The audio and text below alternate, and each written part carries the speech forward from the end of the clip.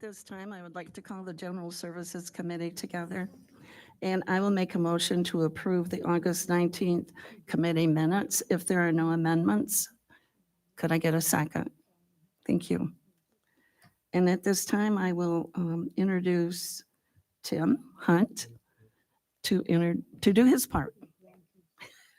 Thank you. I just want to introduce Joanne Witt, the new executive director from Naturally Lewis. And Joanne, if you want to come up and just talk a little bit about your background and how you're making out in your first couple weeks.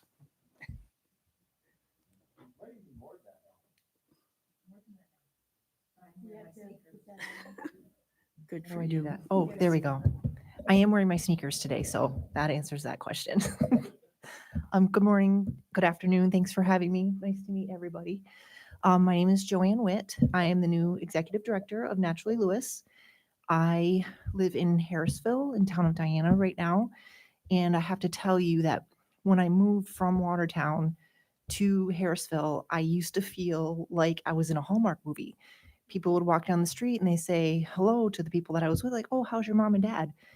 Being the director at Naturally Lewis is exactly the same thing. And I've heard Goggins say that he's had the same experience, but it really is true. Being here is like being part of a Hallmark movie, which is an odd experience for me because I lived in Watertown for 20 years and I don't even know what my neighbors' names are. And that's okay. Just different. It's nice to be a part of a community like this. I grew up in Richville, which is it's not even part of Route 11 anymore. You kind of, when I was a kid, I remember going by the big bypass. We drove through it before it was open. So I'm a St. Lawrence County kid, north of Gouverneur, in a very small town. I think there's probably like 40 houses, I would guess, in Richville. But I raised my family in Watertown. I worked as an IT professional for a few years and then became an educator, sort of accidentally. You know how that goes. And so I taught computer science at Alexandria Central for 1 year. And then I taught English at Watertown High for several years before I became a career and technical education principal at the St. Lawrence Louis Bosse's. So I learned how to use a plasma cutter and TIG welding, not my forte. So I learned and cooking and making birdhouses, and I drove an excavator one day. I learned some OSHA things, and then I loved the CTE side of things and working with my hands, but I missed my Watertown High students. So when I learned of an opening at Jefferson Louis Bosse's, I became the first female principal at the Bolin Technical Center at Jefferson Louis Bosse's. And then during COVID, the director of career and technical education, Tracy Jericho, who some of you may know, retired. So I was tapped to become the director of career and technical education, adult and continuing education. And I missed being with the kids. I didn't like going to meetings because it was during COVID. I didn't feel like I could properly advocate for the programs at HG because I didn't know them. And Lewis County students and professionals are not the same as Jefferson County. And I didn't know them as well. I couldn't advocate for them properly. So I spoke with Steve Todd, the superintendent, and asked him if I could go back to being principal. He said the only problem that he saw with that was that he hadn't thought of it himself. So I went back to being principal, but I kind of felt because of COVID, I had to do something different because I could see the students who were coming in and the professionals who were coming back. They were missing something. So I wanted to go down a level. So I heard about an opportunity on Fort Drum to open a STEM academy now called STEAM. So I built a grade 5 STEM academy for 18 different school districts and homeschooling students to come to Fort Drum for 1 week for hands-on STEAM instruction that sort of closed the gaps with the things that, like in CTE, the kids who thrive there can learn with their hands. They can't sit there and listen to who I was as an English teacher. So this provided an opportunity. We serve over 1,500 kids a year at Starbase. So we got them excited about learning again. And we also paired them with a military unit to show them a type of career that they could have. So we began career conversations with students at grade 5. Then I heard about Naturally Lewis at a business and community leaders breakfast. And so I went to that and I met the team. Cheyenne is here with me today. I met the team at Naturally Lewis and there was no turning back for me. I wanted to know how I could be a part of it. And I actually reached out to Brittany and said, I'm ready to make a change. I don't really know what that means. I really didn't mean replacing her, but I'm very excited that I was given this opportunity. I feel like even though economic development is new for me, it's not really, because at the BOCES, we built programs for students. Now I'm sort of on the other side of that table, building businesses and relationships with community members instead of only for students. So it's just like the next step of the bridge for me. Right now, for myself and for my team, we're in a period of transition. So we are taking the time to look at our strategic plans, see where we are now, see where we need to moving forward. I've also been very fortunate, Tim, very appreciative of the time that you have given me. Tim has, and Cassandra, sorry, that kept you really busy lately.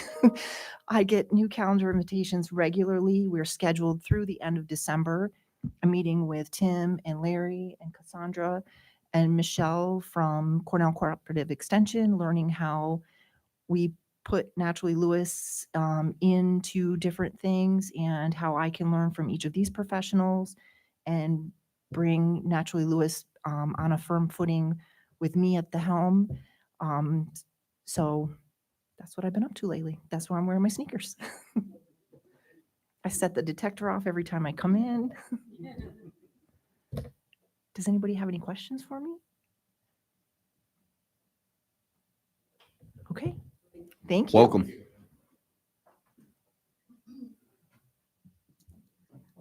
And at this time, Cassandra will give us a presentation.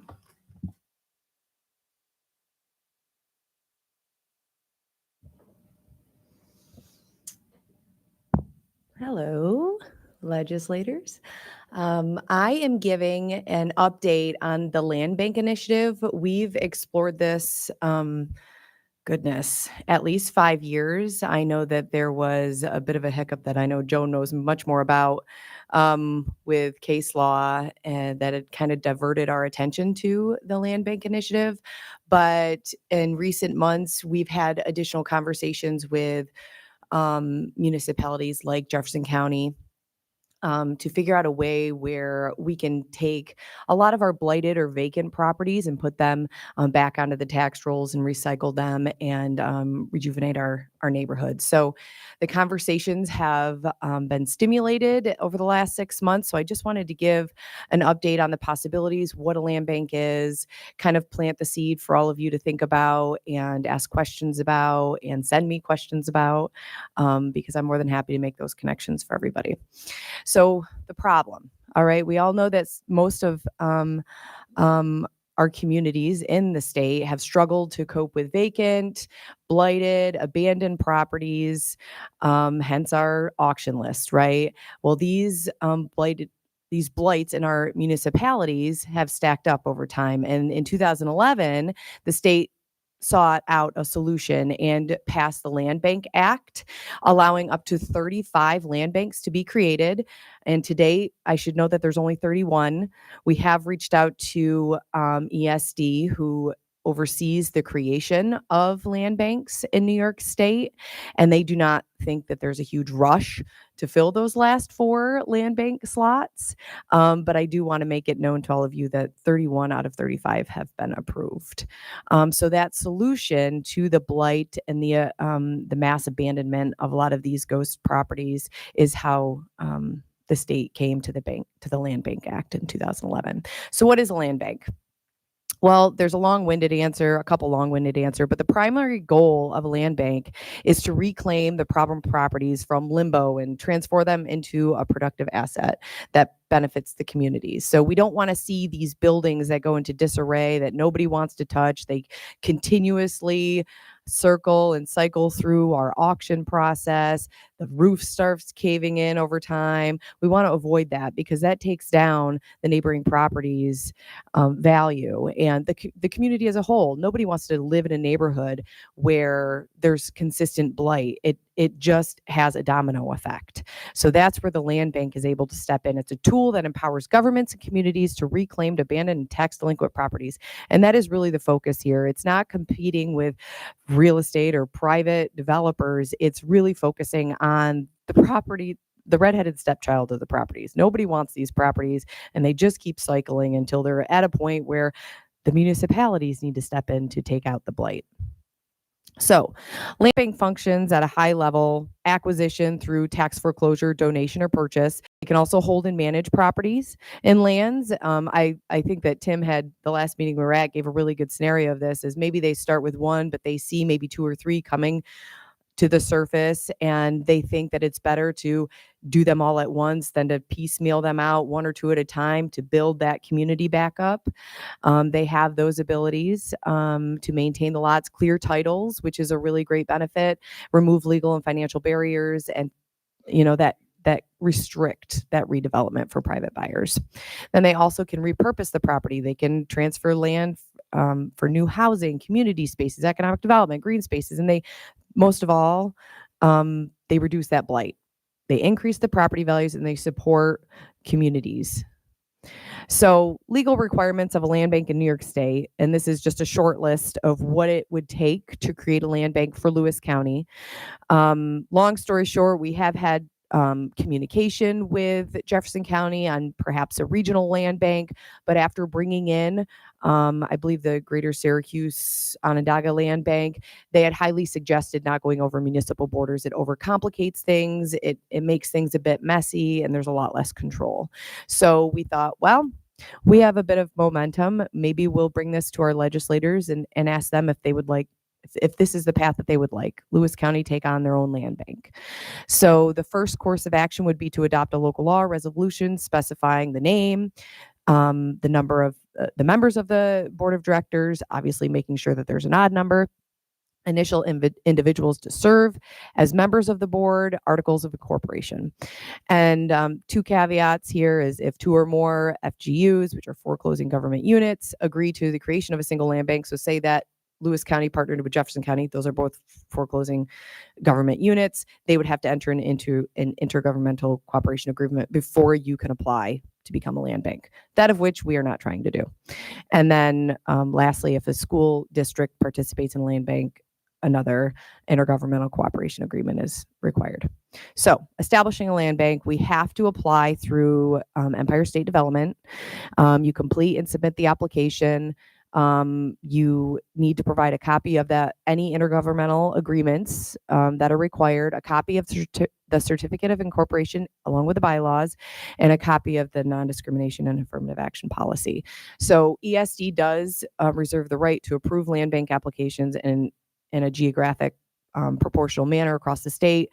I will say, when looking at the map, which I haven't found a very up-to-date map. The last one I found had 24 land banks. They were obviously really gathered around more urbanized areas, very few in the northern part of New York State. I will say that one of the most recent ones, I believe, was Essex County, which is obviously very rural like Lewis County. So not something that can't be done. It's just a little elbow grease there. So funding a land bank. So how would we fund a land bank? There is a program through HCR called the Land Bank Initiative, where you can apply for up to $200,000 per year for operational expenses, not capital expenses, for existing inventory or for the maintenance of existing inventory, technical assistance, pre-development costs, all that fun stuff. There's also planning grants out there similar to what we applied for, received, and implemented for the housing needs assessment and market analysis through the CDBG planning funds. We can apply for up to $50,000 to complete a strategic plan for a land bank, which could provide a clear vision, what areas, neighborhoods we want to focus on first, what are the metrics we want to look at when we're looking at possible investments by a land bank, and it could be even inventorying properties for a land bank. Because for the most part, we're going to want what we envision is this land bank focusing a lot on residential properties. But again, it's really that focus on vacant, blight, foreclosed, soon to be foreclosed properties. So with that, I know that there's a lot of different initiatives on cleaning up blight in neighborhoods. I know I've had a lot of side conversations with most of our legislators about how do we tackle this. There's a variety of different options. This is another tool for that possible toolbox that we wanted to, identify and update you on, because there has been a lot of case law updates on the foreclosure process. But is there any questions, or are there any questions on land banks? What's the first process in applying? Do we apply, or we have to pass a local law first? You have to pass the local law and resolution, and that needs to be provided with the application to ESD. Our thought was that next month we would have a resolution prepared, but we wanted to kind of introduce the idea, get any feedback, tweak it in any way before we did that. I think it could be a useful tool for sure. So it looks like it's going to be a lengthy process, because not only you have to make an application, but you have to have the certificate of incorporation and bylaws established. That means before we can even apply, we got to set up a 501c3. That process usually takes close to a year. It would require, we can have up to 15 board members. My thought was that each legislator, each district gets to submit a name for that district to be on this board. And that would be 10 of them. And then we could leave the other one up, the last one, because it had to be an odd number. But 11 means a quorum of 6, which is usually achievable. If you get to 15, then you start running into quorum issues, and it's a lot of people on the same board. So if we started with 11, each district would move a name forward, and the last one could be up to the county manager or whoever the senior administrative team. So Could we utilize a 501(c) that's already exists in the county? I don't believe so. I believe it has to be a brand new. Because Yep. a charter would have to be Yep. specific. Specific? Yep. Okay. So I don't know if everyone's in agreement with that, or anyone has any thoughts on why we shouldn't. I think it's a great idea. I think, I've said it many times, right? You've heard me, but, we get used to seeing the houses the way they look as we drive past them every day. But if you think of a new person coming into the county, we're trying to promote tourism and, wanting people to come and visit our county. When you drive in and see what, we drive past every day, they're not used to it. And I got to believe it's a slap in the face. I'm not saying that it's not like that in other areas, but if we can do something to make it better, I think at least we should try. I like the idea of one person from each district, because that gets it right down, right to the local level. Yeah, and it also gives representation to the whole county, so that it's not centralized into one area.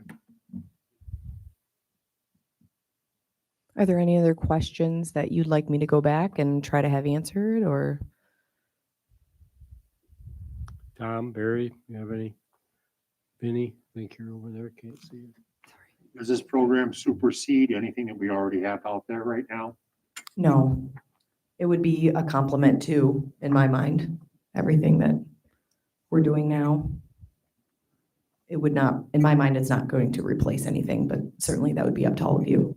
Another level, Another level. another tool in the Another box. tool, exactly. How much do you think this will end up costing the taxpayers though? Or do you think it all could be funded other ways? That is up for discussion. There's a grant every year, well, historically every year, that's been available through HCR. You can apply for up to $200,000 for those operating expenses. Obviously, hosting that internally is a lot cheaper in Lewis County to have existing staff do it, because then you don't have to pay for outside technology equipment, phones, computers, all that, the fun resources that come with operating an entity. So that's all up for discussion. And we could put together a couple models. I don't know if Tim has an idea. Onondaga County, which we spoke with, their executive directors has been doing it quite a while. They fund about 50% of the actual program. But they do that because the city of Syracuse really wants to try to do something with a lot of the vacant properties.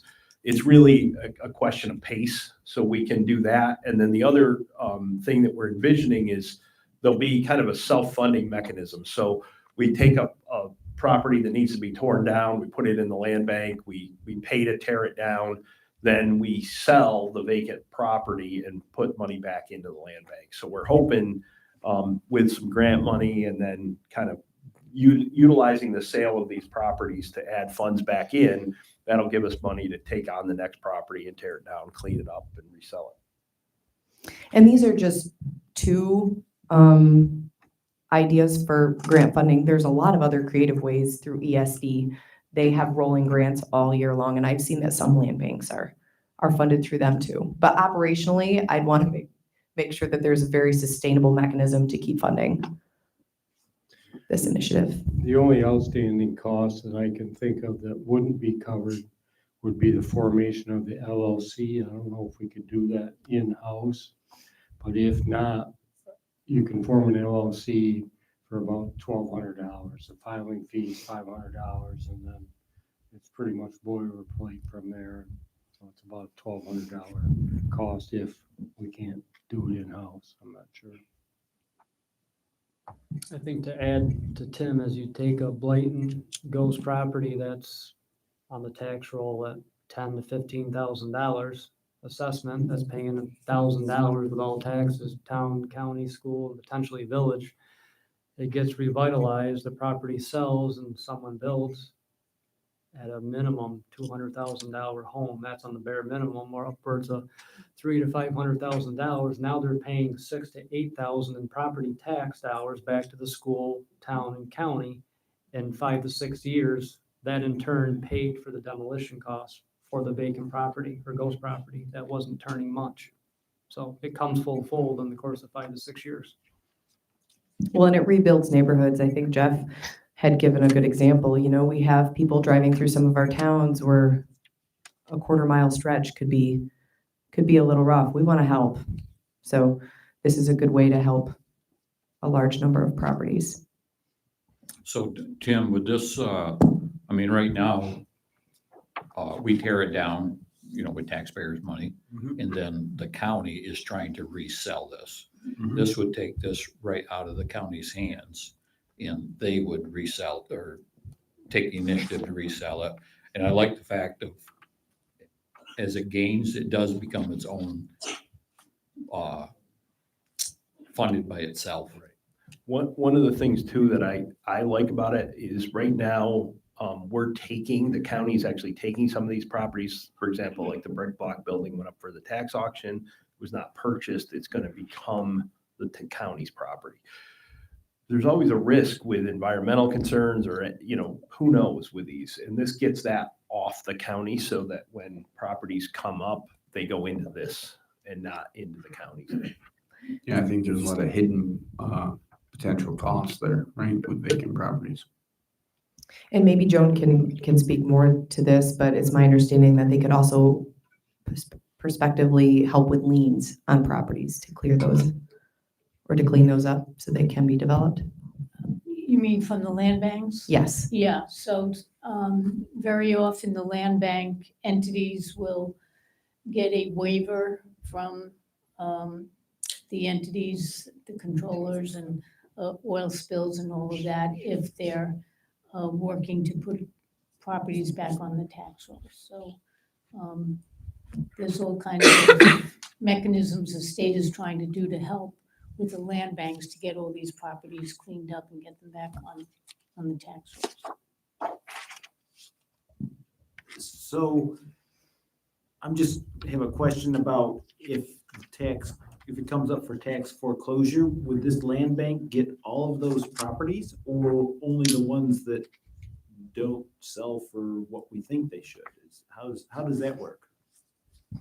They would only, so our first obligation is to put them up for tax auction.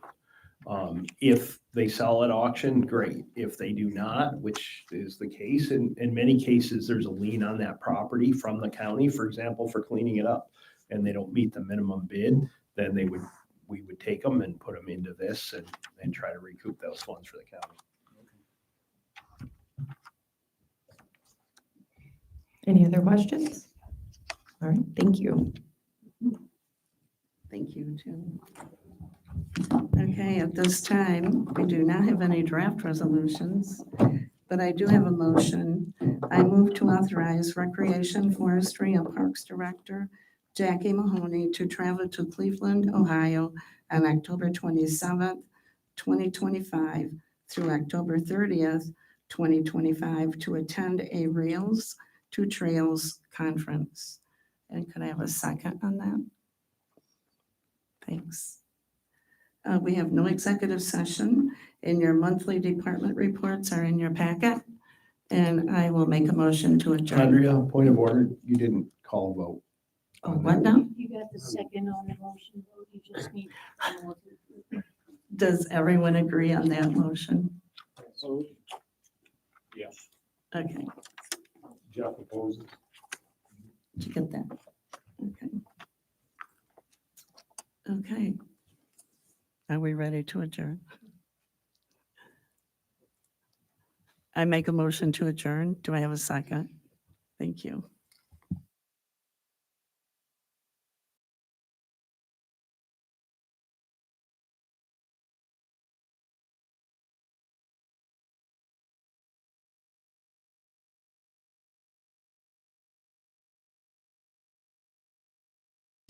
Carried. Carries.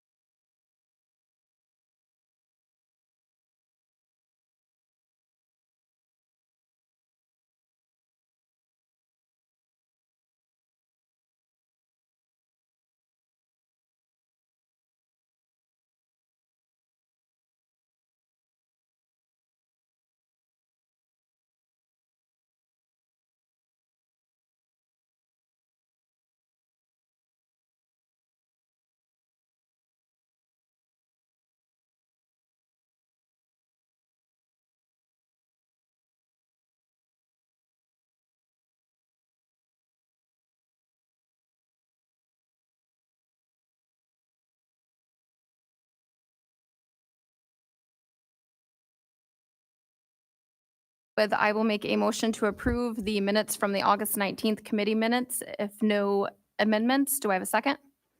Tom? Any discussion? All in favor, say aye. Any opposed? Motion carried. So we're going to start off with the presentation by EVA Systems at Department of Social Services, so the EVA Systems. And today we have Andrea Tipping from the representative for the company, and she will be appearing virtually. Hopefully. Hi, good morning, everyone. Can you hear me okay? All right, great. I can't hear you, but as long as you can hear me, I think we're okay. So Andrea and Greg Tipping, we are the co-founders of TIPCO Automated. We are also the makers of EVA, the AI-powered assistant. Just a snippet about myself, and I'm going to pass it over to Greg. Myself, I have been focused on state and local government since, I think the 90s. Did some local work in our community. We're based just south of Columbus, Ohio, and did some work there where I really fell in love with focusing on the workforce that are serving the most vulnerable in the communities. Fast forward a few years, I had the opportunity to join a software company that was in their infancy years and building products for health and human services. So I took the opportunity to not just impact my local community, but start impacting those across the country. Let's fast forward through the pandemic. TIPCO Automated launched with our AI-powered assistant, EVA, at the end of 2023. And since then, we are now in 5 states, but in New York, we are, I think, 9 counties because I'm waiting for ink on paper on a couple other counties. So we're getting ready to pass that 10 threshold there. So I'm going to hand it over to Greg, and then I'm going to give you a high-level intro to Eva and talk about the impact that she's having. You're on mute. Every single time. You think by now I'd be good at this. Greg Tipping, I am the Chief Product Officer for TIPCO Automated Systems. Like Andrea, I've been in the space about 30 years. I started out as a caseworker, determining eligibility for Medicaid, SNAP, TANF, all of the programs. Moved over to a leadership position, joined a software company, and then picked up a lot of experience all over the country deploying technology solutions. So, like Andrea mentioned, in 23, we launched TIPCO, and since then we've made a lot of progress in state-run, county-administered states. So we have a preference for those. We really like working for counties. One of the reasons I left the software company I was working for is I felt too separated from the challenges. I really wanted to be back on the ground, working with agencies, helping them address the challenges that we're all facing after the pandemic. I mean, our phones are going off the hook, and with budgets the way they are, with the demands we have from our constituents, we felt it was important to really work at the ground level. So with that, I'll turn it back over to Andrea. After she gives a high-level description, I will dive into a demonstration so you can hear and see what EVA is all about.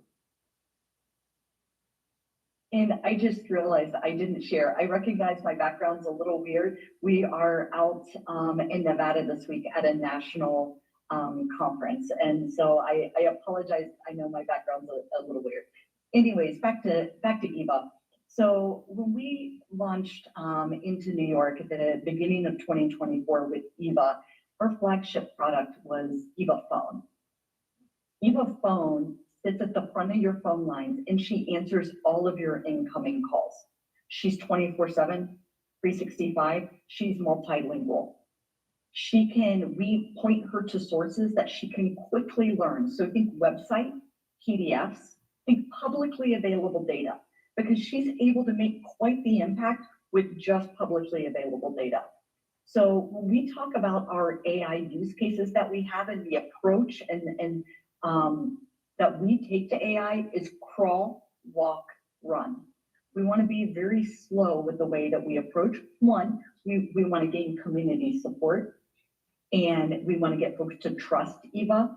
And what we have found to be successful in all of the states that we've launched in is that crawl, walk, run approach. So focusing on publicly available data is a very safe way to approach that, and also the models that we use. Eva Phone was our first one that we launched with. The next piece that we launched is an interview assistant. So think today, we have a lot of folks, regardless if it's DSS or public health or aging or veterans or what group department that is, we have a lot of folks collecting data, manually taking data from folks. Eva can do that. So we can point her to a form. She can interview someone, quickly capture that data and put it on a form and then pass it to the worker to process. So that is Eva Interview. For the DSS piece, she also does the rights and responsibilities. So USDA says if you apply for food stamps, workers must read this rights and responsibilities piece to all of the applicants. So today in your DSS, they are manually reading that script. That script takes 12 to 15 minutes per interview. So Eva is laser focused on giving time back to that workforce. By doing simple things like reading the rights and the responsibilities, we're giving time back to the workforce so they can focus on processing. You guys are aware of the budget constraints and some of the challenges that we're seeing in DSS, the emphasis on errors and timeliness and the impact that that could have on budgets. So we're taking pieces to give time back to the workforce so they can focus on the errors and really help them from the processing perspective. So Eva Interview helps with the interviews, the rights and responsibilities. She's also keeping you guys compliant. The next piece that we're going to introduce to you is Eva Companion. She is your AI environment. So we build this environment where you guys can load your eligibility, policy, training documents in, and the workers ask Eva their questions. So what we see a lot today, especially when we have a churn in workforce, folks aren't necessarily up to date and current on the policy and some of the eligibility rules. And we spend a lot of time looking for that. So if we have a bot that is yours only, it's a safe, it has a tight guardrails in which the questions that the workers can ask, and then the feedback that they've received from Eva. So I am going to pause and hand that over to Greg. Before he does that, do you guys have any questions?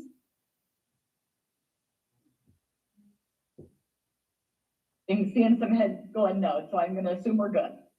All right. All right. So I'm going to share my screen. And what you're going to see is the dashboard. This is where folks can see and review and look at transcripts. So these are calls that Eva, our phone agent, has answered in their entirety. Eva gets her knowledge from a couple of different ways. We can attach to dynamic sources, so we can attach to websites. We can attach to static sources. If you have a PDF of community services with all of their contact information. She's 24/7, 365 and multilingual. We all know that crisis or questions, they're not always bounded by 8 to 5. So this kind of puts it in a situation where Eva can answer questions for customers when they have the time and opportunity to call in. So, and that's not always between 8 and 5. We're actually starting to aggregate a lot of transcripts where Eva can take an after hours call, refer people to local resources so that they can get help, and then approach the agency the next day for longer term, longer range assistance. With all that said, I'm going to go ahead and play a transcript, and you'll get the idea of the way Eva works, the type of questions that she answers, and those types of things. So, and it's all very, we like to think it's all very natural. Thank you for calling the Westchester County Department of Social Services. My name is Eva. I'm an AI customer service assistant who can answer your questions and give you general information. How can I help you today? Yeah, I lost my job and I don't have any food to feed my kids. Can you help me? I'm so sorry to hear that you're going through this. We can definitely help. You might qualify for the Supplemental Nutrition Assistance Program, or SNAP, which provides benefits to help you buy food. I can guide you on how to apply or connect you with local food resources. Would you like to start with SNAP or explore other food assistance options? I'm in White Plains. Are there any food pantries near me? Got it. In White Plains, you can check out Feeding Westchester's searchable database for local food pantries near you. They also have a mobile food pantry schedule that might be helpful.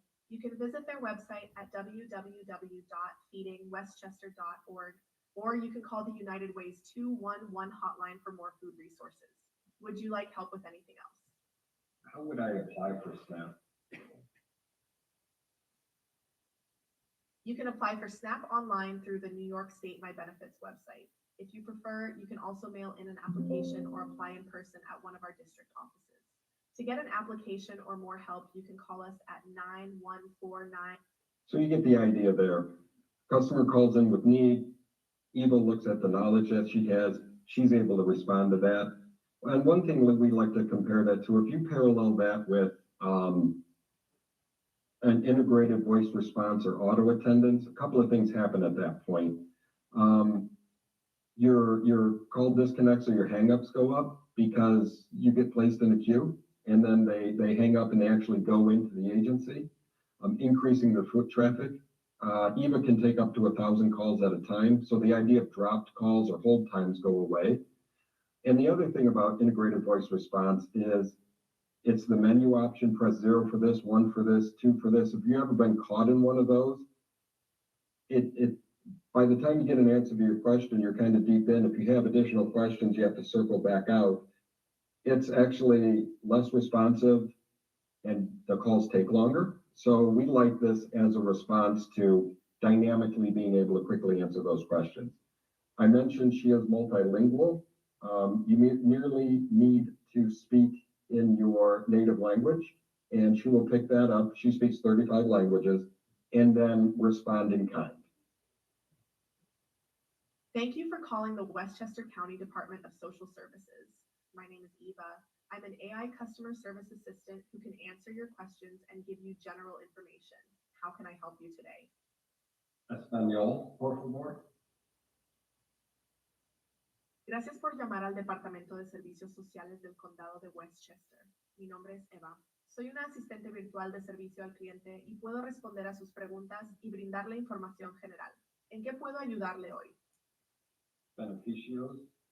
I always say the challenge with that language translation is not Eva, it's me. But so you can see she quickly picks up, she's able to respond in kind. When you look at that transcript, this is where you can see the exact conversation that took place. You'll also notice that that is in Spanish. So if a worker is looking at this for review or to see if there's any follow-up necessary, they can translate that so that they don't have to speak that native language in order to understand the conversation that Eva had with that individual. And from here, you can also grade Eva, thumbs up, thumbs down. We look at all of those in our model so that she continues to grow and learn and become better. You can obviously print them. We just introduced a feature where you can text out from here. If you need to reach out to that customer and get additional information, you can do that. So that really increases, we feel, the service model as well and reduces cost overall because translation services take financial resources as well as are more complicated and require more time, which kind of bleeds out efficiency as well. Being able to answer those in stream is pretty efficient. The last thing I'll show, and I won't play the whole thing, I know they do get a bit long, is the interview that Andrea mentioned. So in this instance, someone's calling in because they need help replacing their air conditioner and they have a medical necessity that is exacerbated by heat. She's going to listen. She's learned the form already. She's going to ask the required questions. And then at the end, I'll show you what that looks like as far as an output of what she will provide to the worker. Thank you for calling the Westchester County Department of Social Services. My name is Eva. I'm an AI customer service assistant who can answer your questions and give you general information. How can I help you today? Yeah, my air conditioner broke. Can you help me get it repaired or replaced? I'm sorry to hear about your air conditioner. We can definitely help you apply for the heat cooling assistance program to repair or replace it. Let's start with some basic information. Can you please provide your full legal name? John Austin Smith. Thank you, John. Can you please provide your case number? If you don't have it handy, that's okay. Just let me know. AB 12345. Got it, John. Just to confirm, your case number is 8B12345. Is that correct? No, it's AB 12345. Thanks for clarifying, John. So your case number is AB12345. Is that correct? So she's going to go through, she's going to ask all the questions that are on that interview that the worker needs to know in order to make a decision. And then we're going to aggregate that on the native form and then present that to the worker so that they can go ahead and make their decisions. One thing we like about the model is she's always compassionate. So she doesn't get elevated. She gets cussed at a lot. She doesn't get mad, any of those things. She does the repeat to make sure that there's an understanding, and then aggregates it all together on the form that the worker is accustomed to, and then the worker can go ahead and respond to that, saving them the time of having to get that information as well, which is also more error prone because they're trying to type and talk and all of those things. So that is EVA phone and interview in a nutshell. I'm going to stop sharing for a moment, see if there's any questions in that regard. Yes. Can you hear me? I'm gonna see if I can.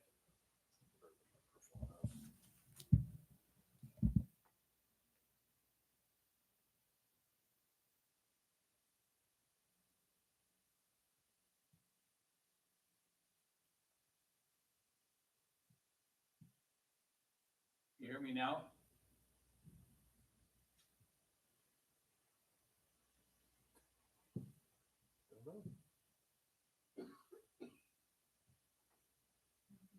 Should be working.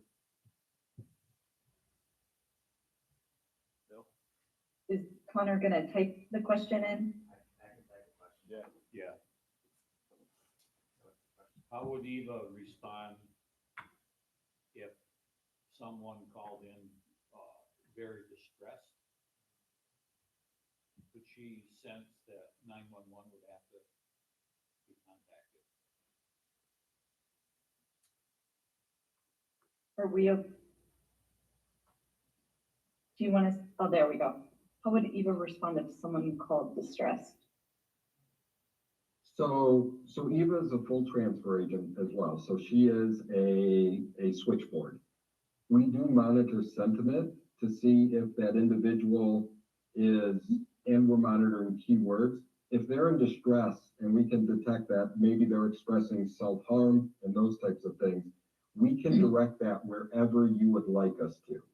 We don't always, since we lean into false positives, because that's not something that you want to miss, we work with you to determine where is the best first stop for that call. But if you say, if you detect elevated level of stress and these key indicators, send it to 911, we can absolutely do that. Okay. Thank you. What about And confidentiality? one of the things we like as well is, as long as we have access to the data, right now, sometimes you call in and it's not for your agency. They actually want to talk to the dog warden. Well, they'll recite the number and all those things, but we can just transfer. So that way that person doesn't have to hang up and then call again. That just becomes a more seamless experience for the customer. Confidentiality, so I'll go tech just for a minute. We're built in Amazon Web Services, AWS. We are one of their partners, which means we've gone through their foundational technical review, which means we passed all the guidelines that they have to make us FedRAMP moderate, which means we meet the state and federal guidelines for data security. We encrypt everything at rest and in transit, so it's never open text open in the internet at all. And all of our engineers and developers follow best practices when they're working on the system. Multi-factor authentication, all of those things. So the data that we store is kept confidential. You always have access to that. And we retain by default for 7 years all of the data. But if you have a different record retention requirement based on department, we can meet that need. She'll never ask, the one thing where we kind of set a line and is we never ask for a social security number. And if we detect a social security number coming into the system, we delete it. So we're looking for that 324. And we'll just cleanse that immediately because that just raises the risk profile for everyone. Hey, real quick, Connor, I saw you go off mute. Does your mic work?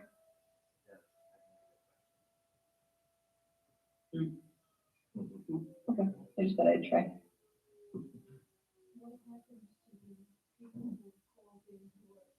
Any other questions? Okay. Sir in the black shirt right in front, can you give me a thumbs up if we can move on to the next, or do we have another question?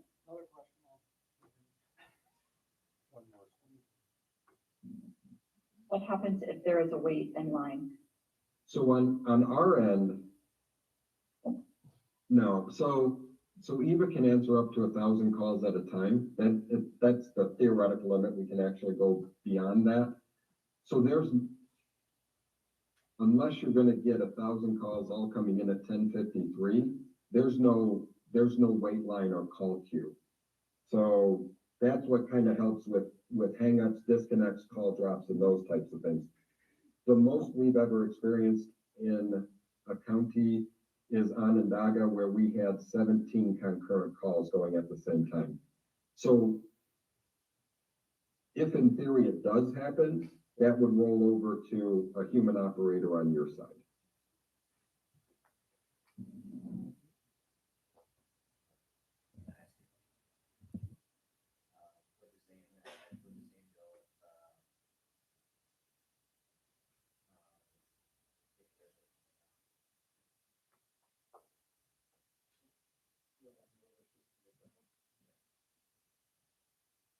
If the system is down, that would roll over to your human operator. So part of the conversation we have when we come in is, what line do you want Eva to answer? And we ask you to forward those calls to us. And then we work with you on, if she can't answer the question, where do you want it to go? And then if there's ever a system down, so we're in AWS East, we fail over to AWS West. But if for some reason both of those things go down, it would revert over to just a pass-through to your number so that a human operator could get involved with that. So we have multiple redundant systems against the call outage. The interesting thing is she'll continue to work though, since she lives outside of your phone system, she'll continue to work if you also have any internal problems. So, and our SLAs match what Amazon SLAs are. It's like 99.9 uptime.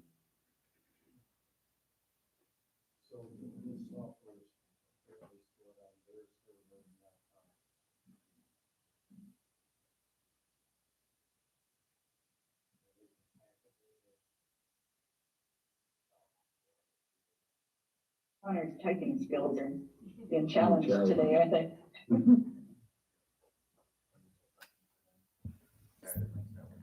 Does anyone else have a question? Okay. Okay. Well, thank you. So I'm going to roll over quick. Andrea will monitor the chat. I'm going to show you Companion. Think of Companion as an answer bot. Her whole job all day is to just answer questions for you. It's important to note the difference between this and like going out to Chat GPT in the open world.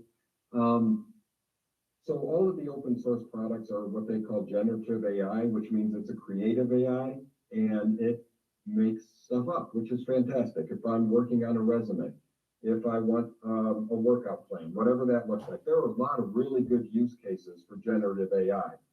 Unless you're in a highly regulated, policy-driven organization where where those citations and those details matter.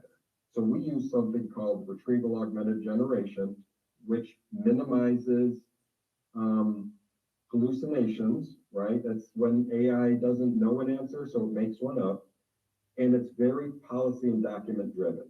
So we ask you to put in your policy documents, put in your training documents. You can put in union contracts, HR documents, and she will answer questions based on those documents. So from a training perspective, how do I scan a document, right? So new workers have questions about everything. It's not always just policy. So we encourage folks to load up as much data as they can to resolve those worker questions. And there's a few reasons we like this model. One, there's a lot to know, right? If you're a worker and you're coming in, regardless of the department, there's a lot of information you have to have in order to answer questions effectively. We want that to be quick and easy and, like I say, very document driven. The other thing is, it's kind of an expectation of the new workforce coming in. Okay. All right. So we'll save companion for another time. Thank you so much. We appreciate your time and the opportunity to speak with you. If there's any questions at all, just let us know. Take care, guys. Have a great afternoon. All right, for our second presentation, we have a couple members of the traumatic loss team here today. I'm going to welcome up Anna Platts and Carla Hellinger for a presentation. Just back to this presentation for a second. As AI advances, how long is it before the human race is going to be replaced and obsolete? We'll all be on permanent vacation. They already had mentioned at the conference that the next version of this you would call one number for the county, no matter what you wanted. Say, I want to register my boat, and it would automatically start doing that. Or if you say, I want to replace a culvert pipe, it would take down all the information and direct it to the right department. So, yeah. So, yeah, it's coming.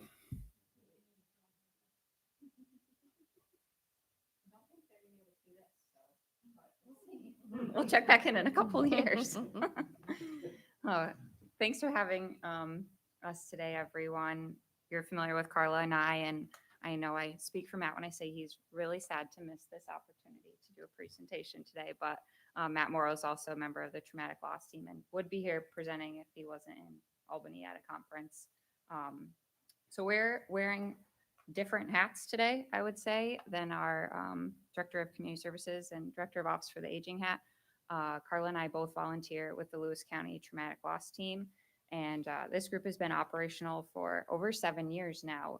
We've done a couple of periodic updates to you over the years, but it's National Suicide Prevention Awareness Month, and we've been a bit active recently, and so thank you for the invitation to come just give you an update on where we're at today and where we're going in the future.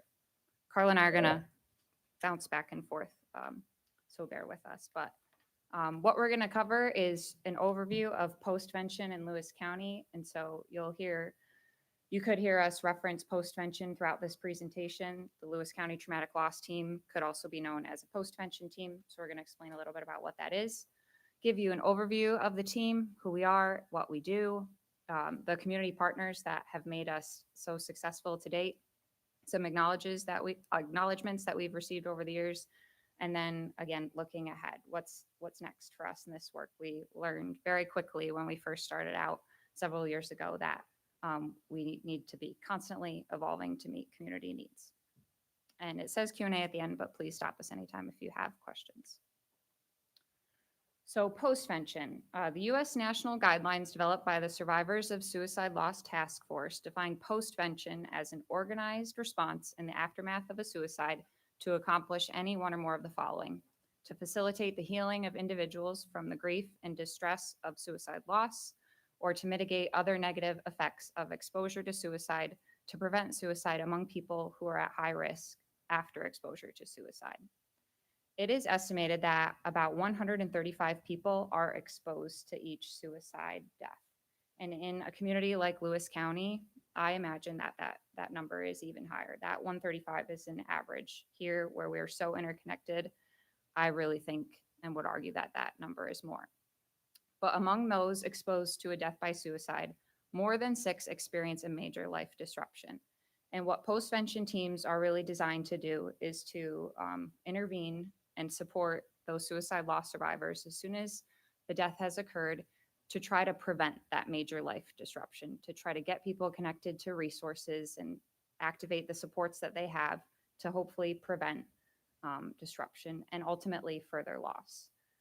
So we're trained to respond to a suicide loss, but when we developed the team several years ago, we quickly realized that the grief, while suicide grief is very unique and should not be minimized, other types of sudden or traumatic losses can be especially challenging for community members to navigate. And so while Lewis County in particular is severely impacted by suicide loss, we also have other types of sudden or traumatic losses that we quickly identified as an opportunity to intervene with and support people through. So how we got here, in March of 2017, the Lewis County Suicide Prevention Coalition received a small amount of funding from the New York State Office of Mental Health to develop a postvention team.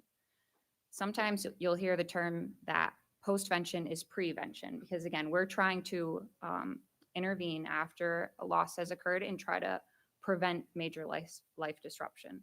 When someone is impacted by a suicide, their own risk for suicide increases. And so that's where we get the term that postvention is prevention. We received funding and also had the opportunity to have someone from the Suicide Prevention Center of New York come to Lewis County and initiate the 2 trainings that were needed to get our team up and going. But we quickly realized that the training was not enough. We really had to think about what this work could look like in Lewis County. And it took us the better part of a year to figure out how we would operate, how we would be activated, how we would respond. In June of 2018, we formally launched the Lewis County Community Crisis Response Team. We rebranded in December of 2021 because we realized that people, when they were experiencing a mental health crisis, were calling us, and we're trained to respond after a death has occurred. Fortunately, we have always had a great relationship with our local crisis providers, so it was an easy transfer to the appropriate resource, but we rebranded to hopefully more accurately describe who we are, what we do, and try to, we want people to get the appropriate resource as soon as possible. And that's worked out well for us. In 2023, we evolved again and expanded our scope to be able to respond to the scene of sudden or traumatic losses, not just provide support in the days after the event. I should add too that even though Carla recently joined the Lewis County team, as in like Lewis County government, just a couple of years ago, she's actually been on the team since the get-go. She was still employed at Level Academy and participated in the initial trainings. We've both been on the team from the beginning. We've had a couple others come and go, but there's many of us that have been doing this since 2017. So who we are a collaborative effort of volunteers that are able to provide supportive services to agencies, businesses, families, or individuals in Lewis County who've experienced a suicide or other sudden or traumatic loss. We firmly believe that individuals are resilient and that if offered intentional supports, interventions, and/or information, most individuals affected by a traumatic loss can heal without formal counseling or interventions. How this works is that a member of our team, a volunteer, is on call 7 days a week throughout the year. And any member of the community, an agency representative, police jurisdiction, fire department, hospital, school, you name it, can call us and invite a response by the team. A response could include a one-on-one conversation, a facilitated small group discussion, a debriefing, which is really that facilitated small group discussion, information, referral, problem solving, you name it. Each response is unique and based on the needs of the lost survivors. Since 2023, 2 members of our team are on call 24/7 to accommodate those on-scene or active responses. So the death has happened in the community. We have 2 people on call 24/7 to immediately go to the road, the school, wherever they may be, to provide support. When we're doing a more formal debriefing, it takes us a couple days to plan. It needs to be scheduled. People need to be informed and prepared for the conversation. And so that type of response we schedule 1 to 3 days out. And no matter what type of response we participate in, whether it be immediate or planned, there's the opportunity for additional follow-up beyond that. We can do this in person, over the phone, electronically, through any combination. I think we sat on someone's porch during the pandemic. And while we do have a couple licensed clinicians on our team, they do not provide therapy, or none of us do provide therapy or clinical interventions when we're operating in this capacity. It is really like your neighbor showing up to offer you kind words and support.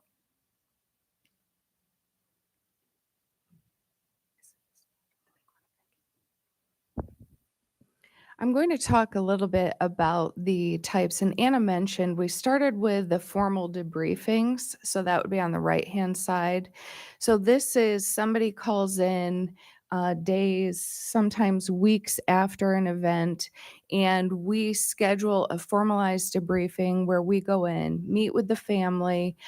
We've done at the hospital, at schools, at a place of employment. So it's a group coming together and we work through that process.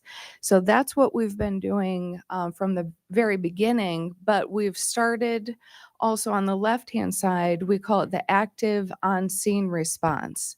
And this is one of the things that we've learned about Lewis County is people are hesitant to reach out for help, right? So we don't wait for people to call us. We actually meet them on the scene. So our role is to help with law enforcement, help with EMS, help with the district attorney, and we don't even wait for people to ask us for our help. We offer it. So we make that connection. This has been incredibly beneficial. It's constantly evolving. I think the way this started out, I think Matt, through his law enforcement and probation connections, found out there are, teams that are helping with death notifications, because that's one of the things that people have to do, go and notify the next of kin or the loved one. And that's something that we can assist with. So we're going to the scene to help with that. And again, our role is supportive. We want to alleviate some of the work that law enforcement has to do, EMS has to do, and we're really there to kind of humanize and normalize a horrific moment for those people that are involved. So if we can bring a little bit of, compassion, and again, normalize the process as much as we can. This is an example of some of the resources that we bring. So I'll start with the bag on the right, and this is constantly evolving. This is our adult bag, I guess you would say, that we bring. So it is a list of local resources. It has information to connect with our team, how to follow up.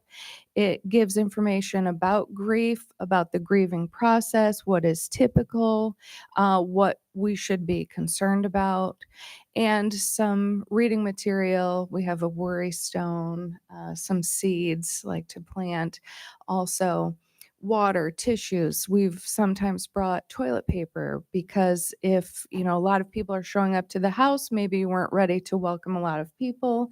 So some of those staples. The bag on the left, we've recently started incorporating the gizmo. And if you're familiar, this is going into all of the Lewis County schools. All of the third grade classes are going through this. It's a Gizmo's Possum Guide to Mental Health. So I can personally attest to being on scene, giving this to a child that often witnessed the incident. And so to provide something tangible, to cuddle, to, just help soothe the child has been incredibly beneficial. I've even read the book with children on the scene. So different ways, again, that we can kind of help out. To date, just some numbers, right? And this is one of the tabling events that we did, Food Truck Friday, I believe. We have 12 active members. We've had 73 calls with 43 activations, and that does not include follow-up meetings. So a lot of times, and we really do encourage this, people will call back, even update us. We've gone a few times following up into the homes and with people when they need it and when they request it. Some of the different types of losses that we have responded to: suicide, fatal overdose, automobile, snowmobile, farming, ATV accidents, other fatal medical events, anything really sudden or traumatic. And so again, as Anna said, Lewis County has high rates of suicide and drug overdose. So we originally were kind of focusing on that, but what we've come to learn is our team can provide supports for any sudden or traumatic loss. And, we encourage people to call, right, and see if it's an appropriate response.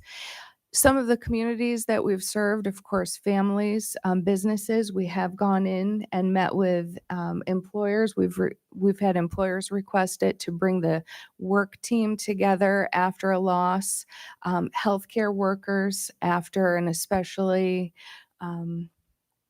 like horrific event, first responders, school district.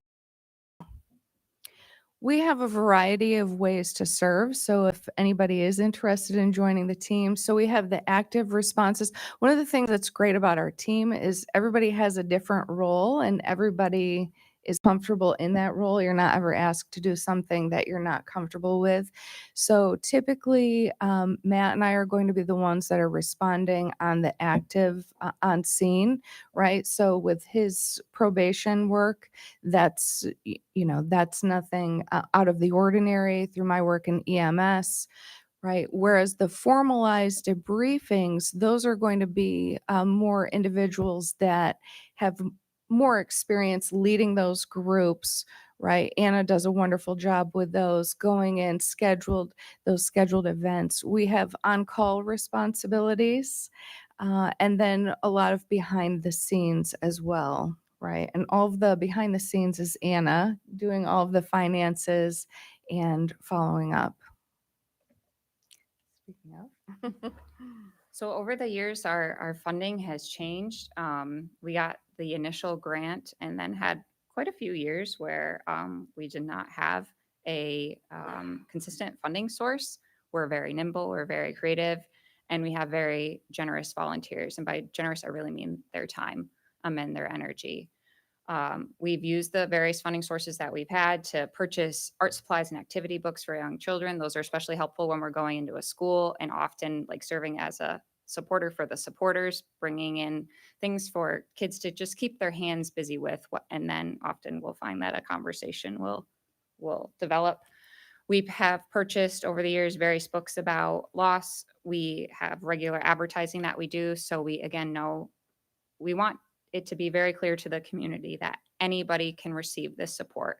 You'll see in the next slide, we can now be dispatched by dispatch. We're trying to make our responses more equitable. We don't want it to be, you have to know about us to get this support. We want everyone to have the opportunity to benefit, even if they don't even know about us yet.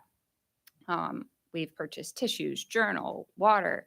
We actually just recently purchased a couple like generic pairs of sweatshirts and sweatpants. So people who have maybe gotten dirty over the course of the events could have a fresh pair of clothes to change into before they head to the hospital. They get in a car and go wherever they need to go to notify or participate in whatever is next for them. We do professional development twice a year. Now we bring someone in to keep us fresh and trained in how we can better serve our community. We do purchase some materials for the volunteers so they can just be recognized at the scene. We all have lanyards, we've got jackets and shirts, so people become familiar with us and recognize our logo, and so they understand we have a purpose for being there. And then we're constantly trying to keep those bags that Carla mentioned earlier ready. Each team member has a bag, and mine's in my car, and so that wherever I am, I can be ready to respond if need be. We couldn't do this work without the support of several community partners, the district attorney's office, and actually when Leanne Mosher was in office, she's who really asked us if we could expand our scope to do the on-scene response. That's something she really noticed over the years. In this small community, people would recognize the car that went off the road and call family members, and they'd start to gather at the scene while the first responders and law enforcement are busy doing all of the work they have to do. They're also often the ones managing the family, the friends, the witnesses. And so we hope that we can be of just as much as a support to them as we can be to the lost survivors who have been impacted by this traumatic event. The sheriff's office, the health system, our schools, we know that we have several Lewis County residents that attend Carthage School. And so we've supported them actually on multiple occasions now as well.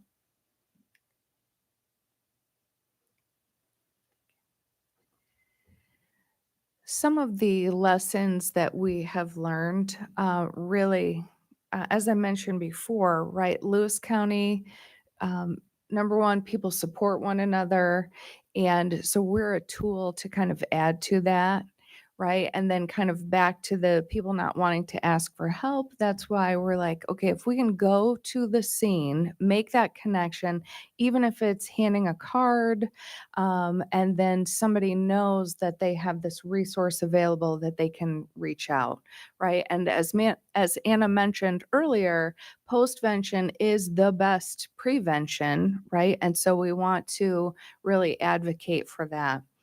One of the recognitions, and so our team actually has been referred to as the gold standard in New York State.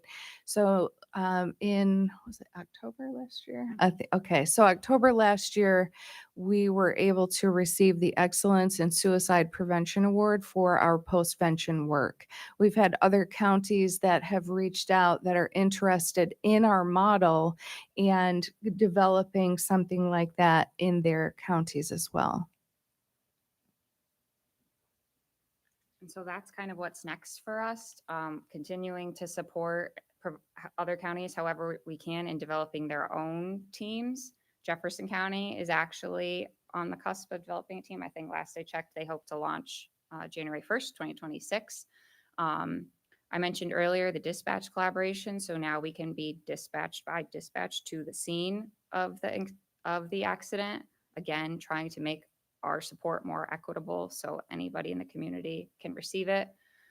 We're constantly learning and trying to improve our follow-up because we know that grief is unique and it is not linear. And so however we can adapt to the needs of the lost survivors, we're willing to do so. We've twice now onboarded new team members, so we're constantly trying to make sure they feel confident and educated as they step into this unique role. I call it tough, good work, but we've been really fortunate to recruit some really excellent team members over the year that are the reason we can keep going. And we're constantly thinking about sustainability. How do we make sure that no matter what happens to the volunteers that we have, this resource continues to be available to Lewis County residents who are impacted by sudden or traumatic losses? I also today want to thank you. You are part of our sustainability plan. A couple of years ago, the legislators started providing us with a small budget.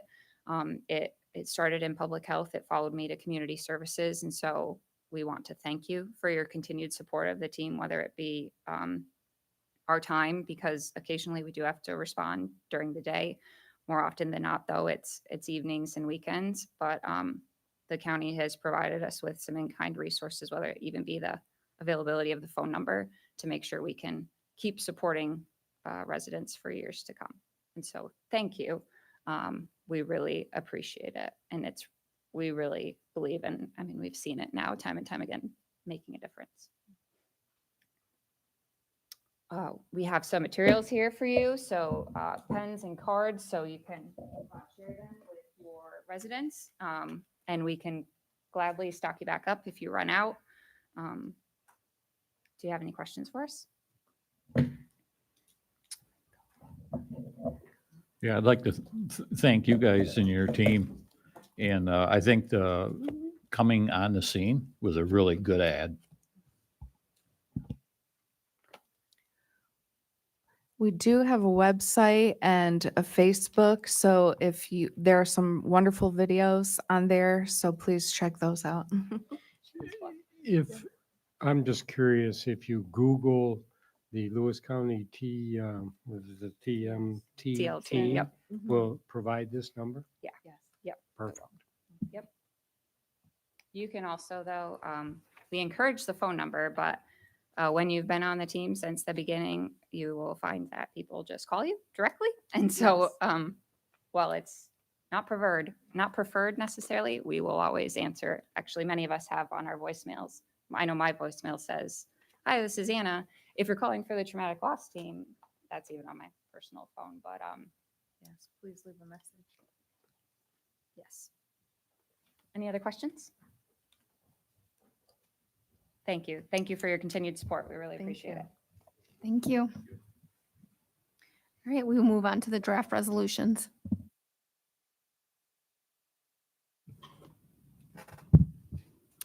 Okay, the first one is appointing Lindsay Allen of Glenfield, New York as a member of the Alcohol and Substance Abuse Subcommittee to fulfill the unexpired term of Cassie Robbins Forbes effective October 8th, 2025 through December 31st, 2028. Any discussion?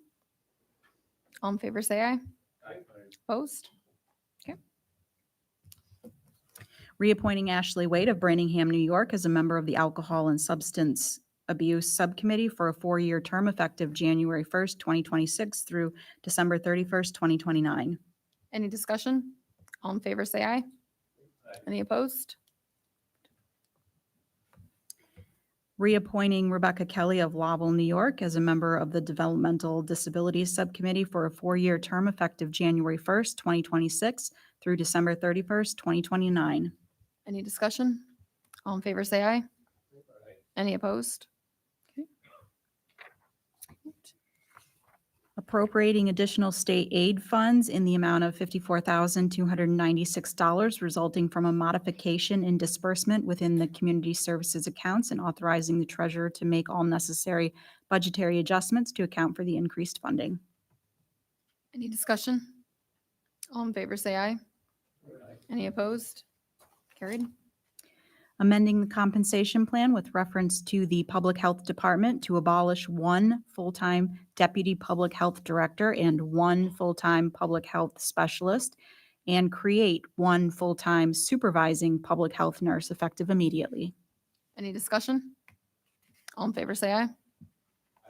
Any opposed? Carried. And the last one is the late draft resolution, which is appointing Eric Baker of Lowell, New York as a member of the Mental Health Subcommittee to fulfill the unexpired term of Ashley Wilson effective October 8th, 2025 through December 31st, 2028. Any discussion? All in favor, say aye. Any opposed? Carried. Okay, we do not have any motions and we do not have a need for an executive session. So I will make a motion to adjourn. Do I have a second? Tom, any discussion? All in favor, say aye. Any opposed? Okay, we're adjourned.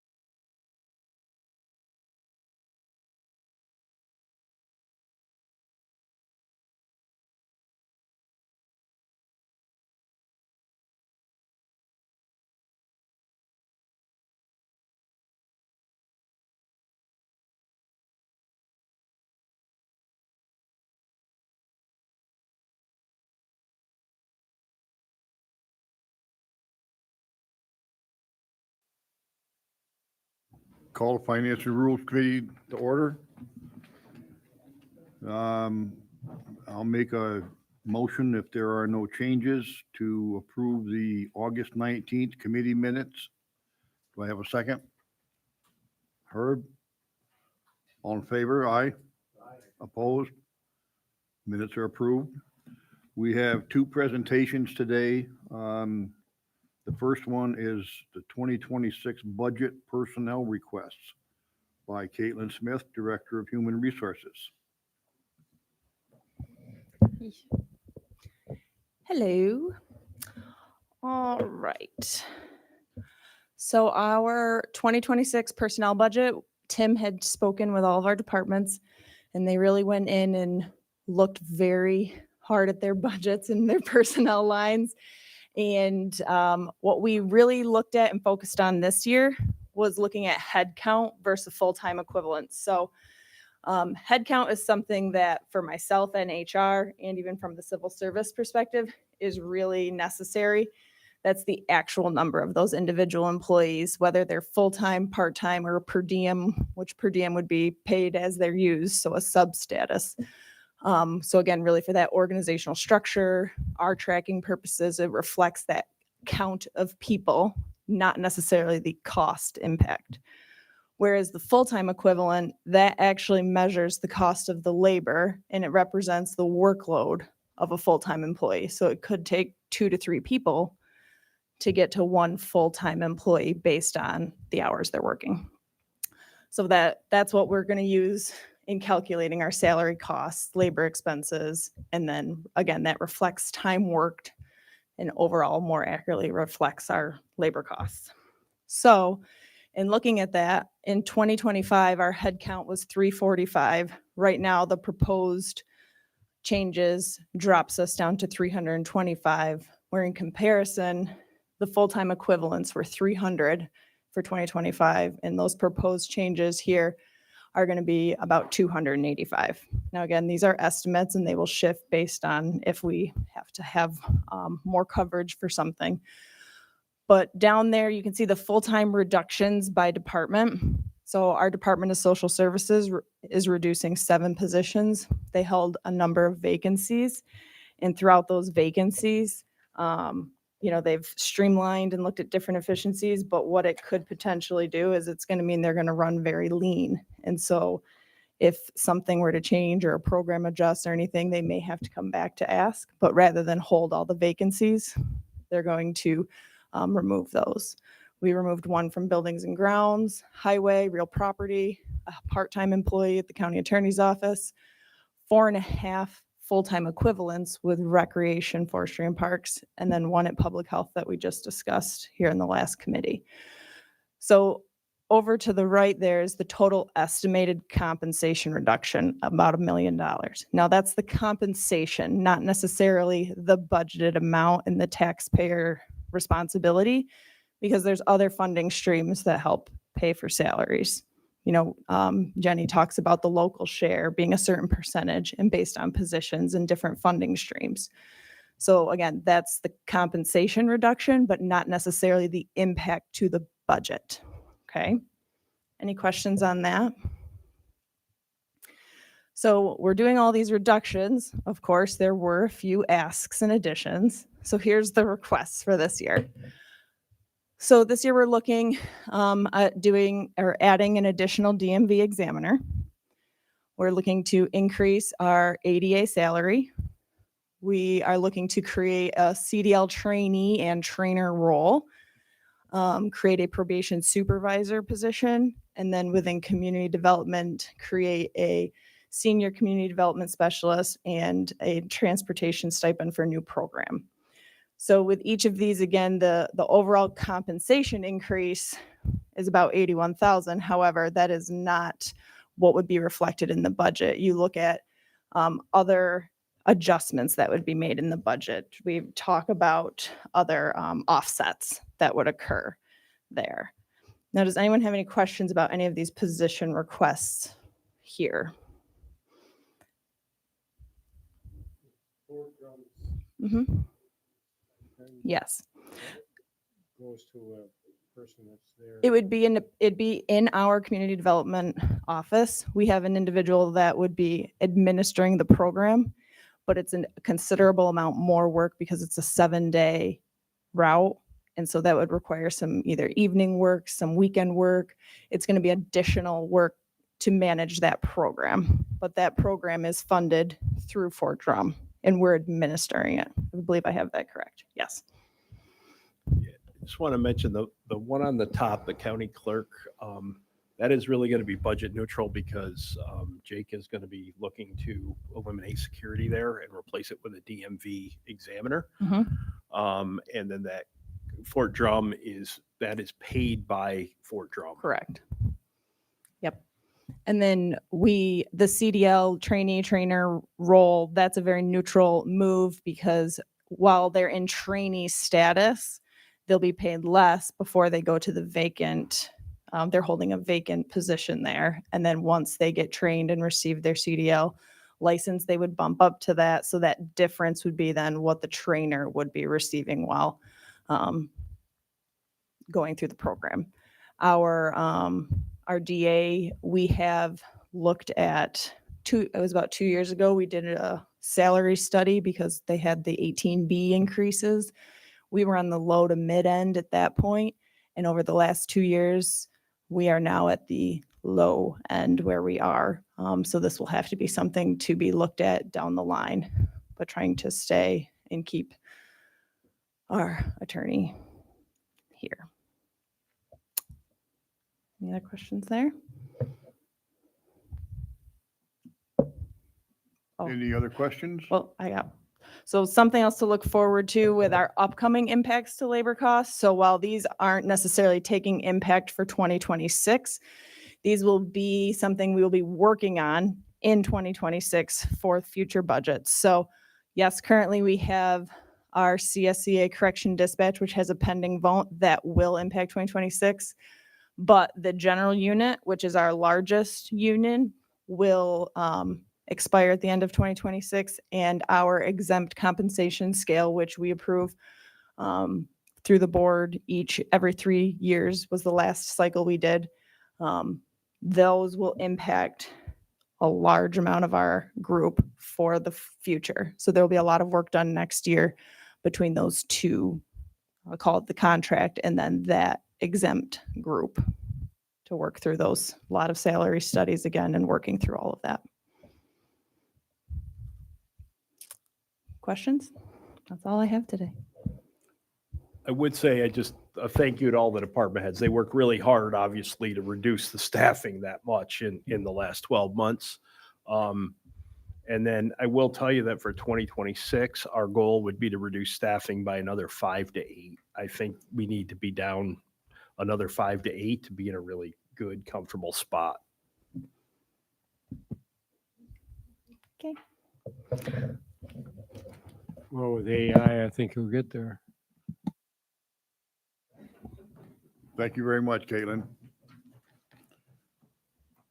Our next presentation would be on the 2026 budget capital request from Brian Hanno, Director of Purchasing.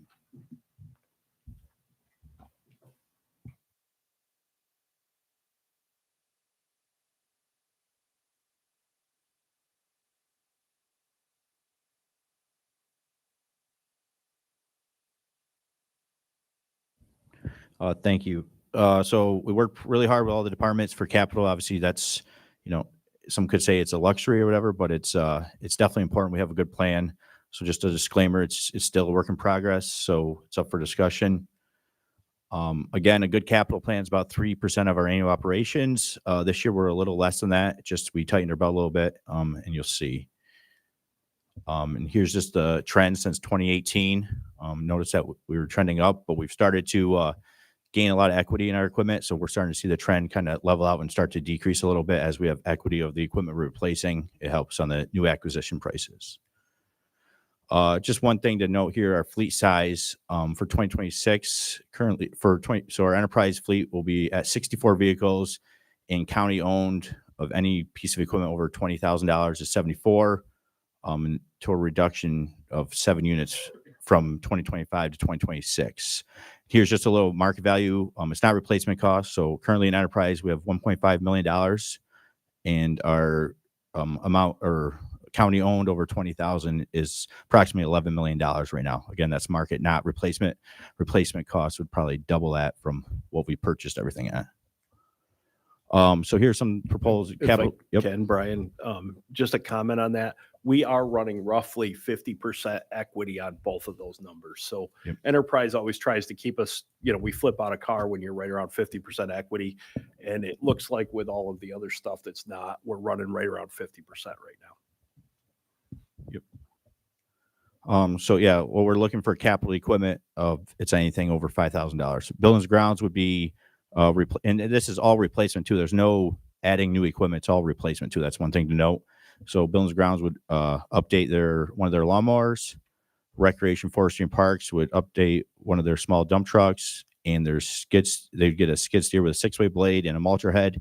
That would reduce multiple pieces of equipment right there into one equipment. So it just makes better sense to have one that can do more than have 3 different things. Obviously, less people to operate it too.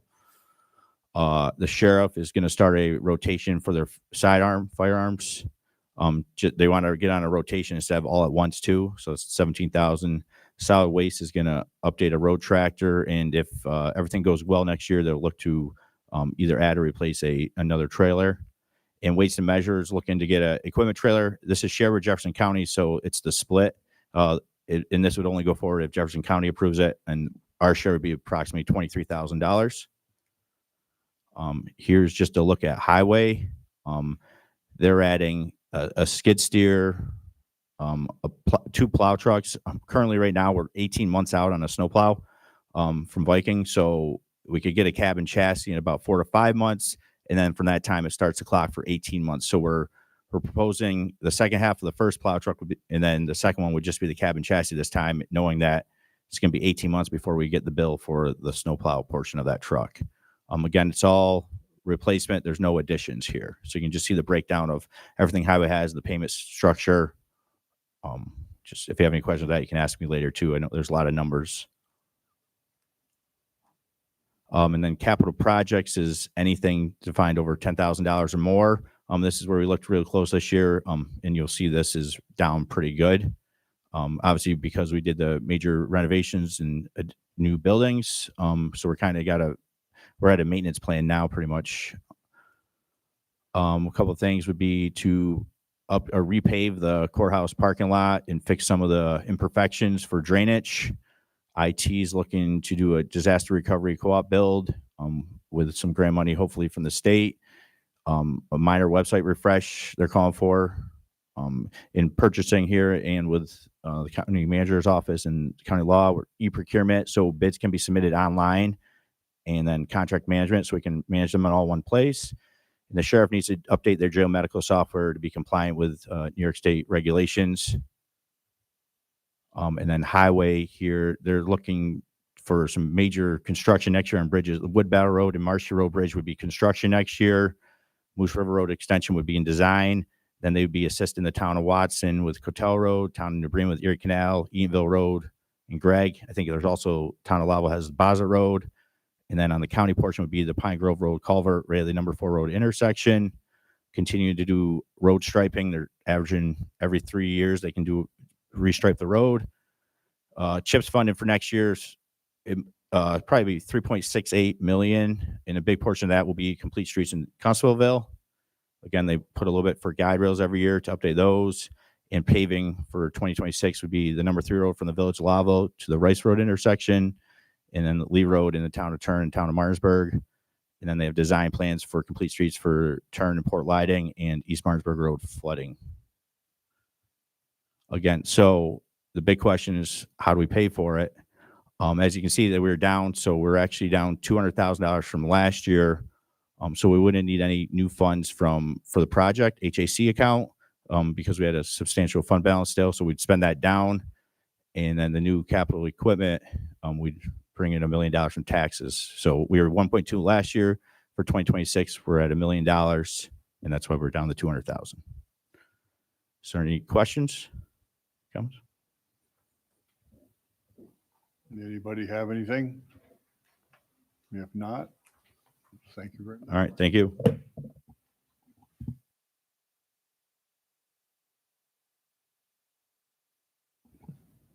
And now we'll move on to draft resolutions. The first one is proclaiming the year 2025 as the centennial year of the New York State Association of Counties. Any questions or comments? All in favor, aye. Opposed? Carried.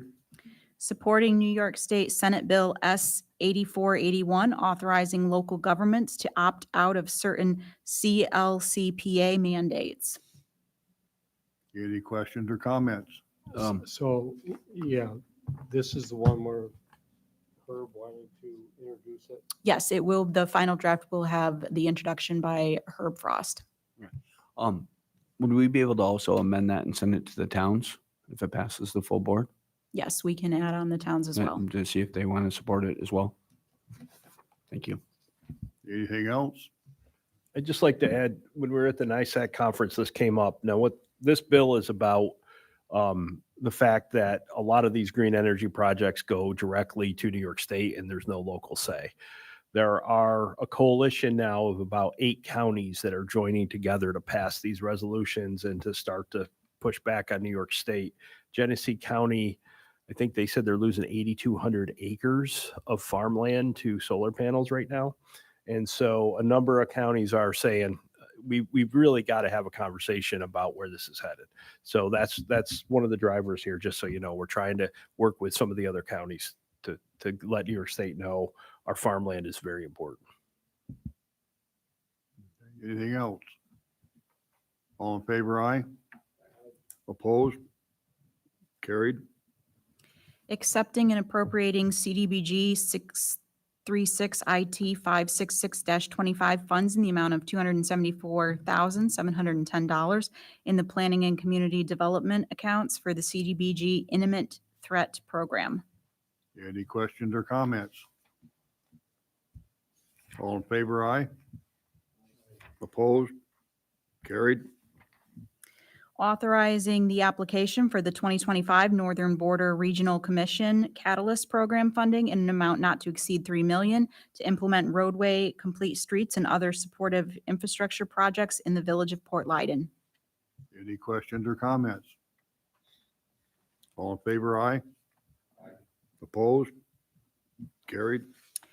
Authorizing the undertaking of the Climate Change Adaptation and Resilience Plan through the Planning and Community Development Department in collaboration with the Adirondack North Country Association. Any questions or comments? All in favor, aye. Opposed? Carried. Adopting the Health Plan Fund Balance Policy. Any questions or comments? All in favor, aye. Opposed? Carried. Adopting local law number 7-2025, a local law to authorize overriding the tax levy limit established by General Municipal Law 3C, aka 2% tax cap for the Lewis County 2026 budget.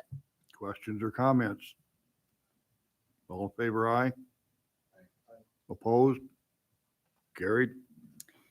And then the late one was the standard workday reporting for Chairman Dolhoff and Deputy Election Commissioner Hannah Wilson. Any questions or comments? All in favor, aye. Opposed? Carried. Have no motions, no executive session. Unless there's anything else, I'll make a motion that we adjourn. Do I have a second? Jeff, all in favor? Opposed? Carried. We are adjourned.